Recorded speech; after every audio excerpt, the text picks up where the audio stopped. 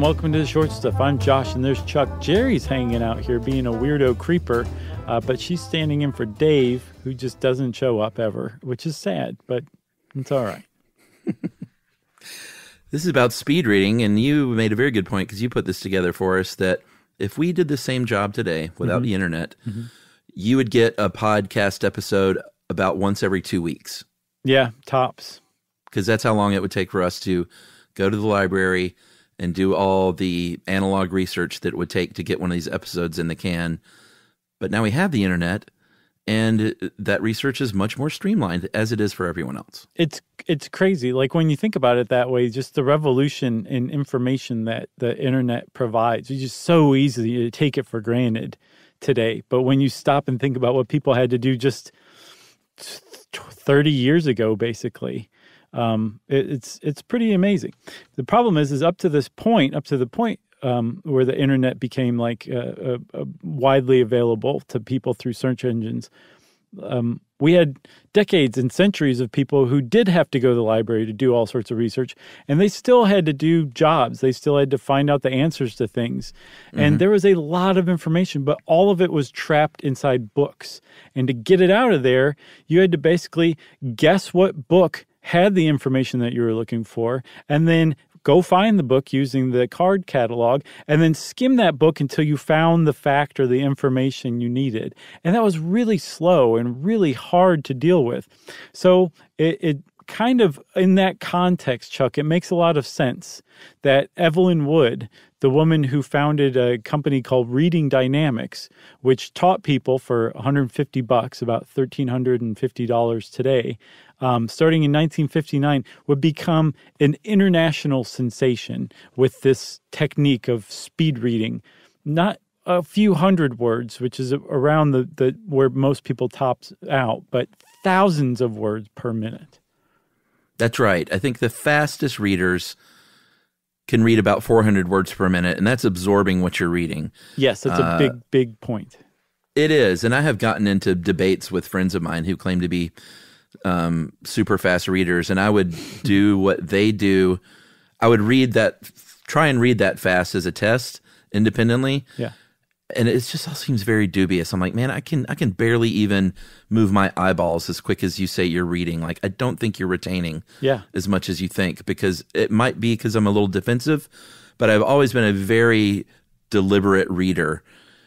I just read very slowly, and I read it as if I'm reading out loud to another person. That's how I read to myself. Yeah, and then when you factor in, like, your mind wandering and you're like, oh, wait, I have to go back and reread this paragraph. It takes me a very long time, too. But I like to feel like I got what I was reading afterwards. So it was worth the effort and time, you know? Not like those skimmers. Come on. Right. So Evelyn Wood was very adamant, like, no, I'm not teaching you skimming, because everybody would be like, yeah, skimming. We all do that in the catalog or the library, standing up by the card catalog. We skim. She's like, no, I'm talking about reading really, really fast. And what she said she had was a technique that she said was, quote, the greatest invention since the printing press. And it used what she called finger pacing, which was, in her view, a way of pointing out to your eyes huge chunks of text. If you were really good, an entire page of text that your eye would just absorb, like a different kind of reading. That's what Evelyn Wood said that she was teaching people. And like I said, it was a smash hit. It was very popular in the mid 20th century. Yeah, their motto was, we're not skimming, we're scamming. Basically.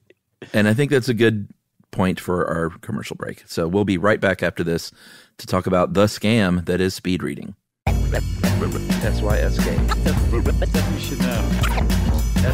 S-Y-S-K. You should know. No, Brian. Josh Clark.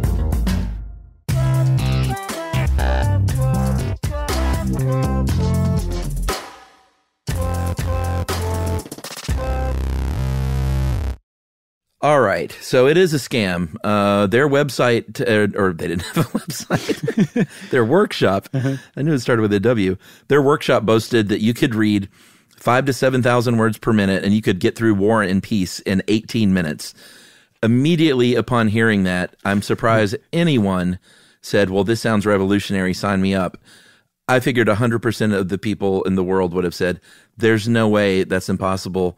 This has got to be a scam. But everyone from John F. Kennedy to Richard Nixon to Charlton Heston were early adherents of Wood's speed reading program. Yeah, and I mean, it makes sense because in the mid-20th century in America, there was like a real trendiness about like intellect and, the engineering mindset, lots of efficiency, everything's very buttoned down and compartmentalized. So the idea that you could wade through this enormous amount of information trapped in books really quickly was a way to show off that you were an intellectual, number one, but it also was like, I'm going to leave the rest of you idiots behind. I'm going to go learn to speed read and you'll never catch up with me. So there was a lot of adherence to it. The thing is there was also very simultaneously from a very early period. I think her first workshop was offered in 1959. And by 1962, the Saturday Evening Post had a story titled "Speed Reading is Bunk." So there was criticism of it and skepticism of it from the outset.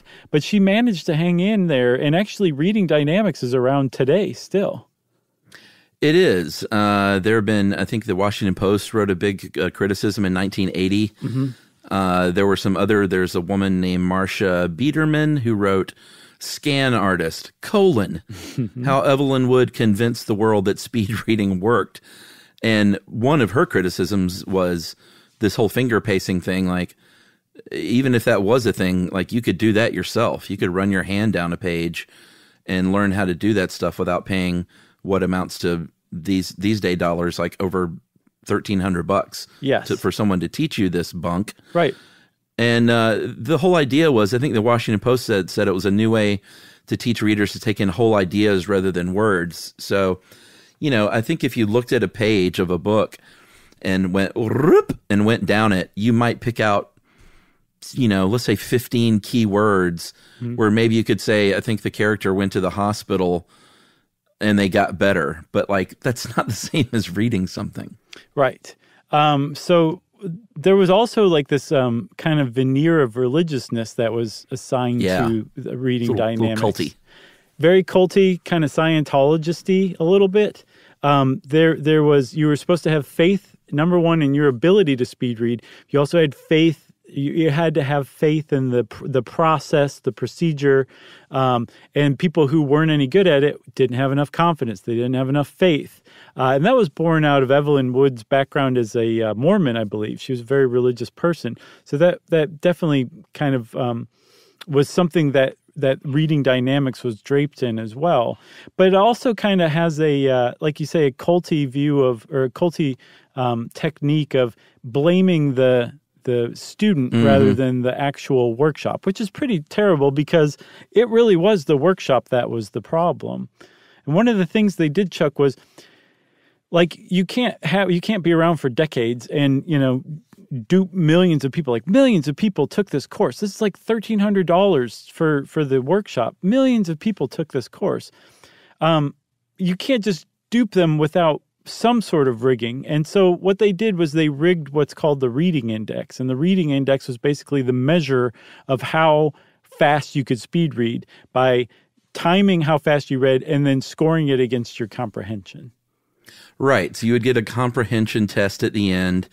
And what the Harvard Crimson in 1967 sort of uncovered and pointed out was they very simply made those first comprehension tests way harder than the final comprehension tests. So the idea is as you progress each test, you're going to get better and better scores for your comprehension. And the first ones are very complicated. And the last ones are maybe like multiple choice and just kind of super easy to the point where the University of Missouri did some experiments on the reading dynamics testing. And they found that you could score about a 60% read, and I assume this is for the later tests, but you could score about a 60% reading comprehension without even looking at the material. Yeah, I think that was the final test. That's how easy. Yeah, exactly. And I mean, they also, Reading Dynamics was also known for threatening or actually filing lawsuits against its most vocal critics too, to silence them. Yeah, Scientology. Yeah. So the thing is like there is still this desire to speed read. I was reading this article on Wired, and it said speed reading is a scam. And there's still today, there's different iterations of it. And I think part of it probably, especially when you're looking at the original founder of like a speed reading technique or something like that before it becomes like a business, that person probably really does think this works and they really do want to learn to speed read. And that desire is still around. But I came across this this article by an author named Mark Seidenberg, who's researched this. And it's basically, he points out that the brain is just not equipped to absorb information that fast. And that when you're reading words on a page, each little bit you absorb and then you move on to the next bit. Each of those is called a fixation. And we can take between roughly 7 and 8 letters per fixation, right? Each fixation lasts between a quarter to a fifth of a second. And that really what you're taking in, if you calculate something like 7 letters per fixation, you could do 1,680 letters per minute, which divided by 5-letter words plus a space is 280 words per minute. 280 words per minute is what the average person can read at. So the idea that somebody could read 7,000 words per minute and have any idea what they just read it's bunk, as the Saturday Evening Post put it. It's total bunk. And the one thing that is also very much Scientology-like is they count on pride and shame to kind of keep former adherents to the program quiet. Maybe you're shameful that you paid $30,000 for Scientology programs and got nothing out of it, and you don't want to say anything about it. Or maybe you paid that $1,300 equivalent in the 1950s, and you didn't learn how to speed read, and you didn't want to go around telling people you dropped that much money. And they kind of count these organizations, and it is funny how much it's kind of close to Scientology. Right. But they count on people kind of keeping their failures quiet because of that pride and that shame, and it worked. It's funny, if you read some of these contemporary articles, you'll see interviews with people who are like, yeah, I really used to have it, but my comprehension score has gone down because I haven't kept up with it. That's what they say. I haven't kept up with it. I let it go. I let it slip. So it's pretty, yeah. So speed reading is not a thing, and it's actually a pretty interesting little world to traipse into. So if this caught your attention, go check out more of it. And I think, Chuck, that Short Stuff is out, don't you? It's out as out can be. Stuff You Should Know is a production of iHeartRadio. For more podcasts from iHeartRadio, visit the iHeartRadio app, Apple Podcasts, or wherever you listen to your favorite shows.